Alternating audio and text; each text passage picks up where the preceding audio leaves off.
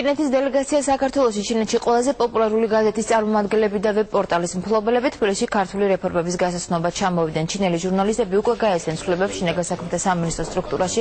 დღესვე სტუმრებმა შეხვედრები გამართეს ენერგეტიკის მინისტრის მოადგილესთან, რომლისგანაც დელეგაციის წევრებმა ინფორმაცია მიიღეს იმ პროექტების შესახებ, რომელსაც სამინისტრო ახალი ჰიდროელექტროსადგურების მშენებლობის კუთხით ახორციელებს. დღეს ბოლოს კი ქართული ტურისტული პოტენციალის და ქვეყანაში არსებული საინვესტიციო გარემოს გასაცნობად შეხვედრა ეკონომიკის სამინისტროში გამართეს. ჩინელი ჟურნალისტები საქართველოდან გამგზავრების შემდეგ საქართველოში მიმდინარე რეფორმებზე ფილმს გადაიღებენ და ვრცელ სტატიებს დაწერენ. საქართველოს პოპულარიზაცია ჩინეთში სპეციალური ვებ-საიტების მეშვეობითაც მოხდება.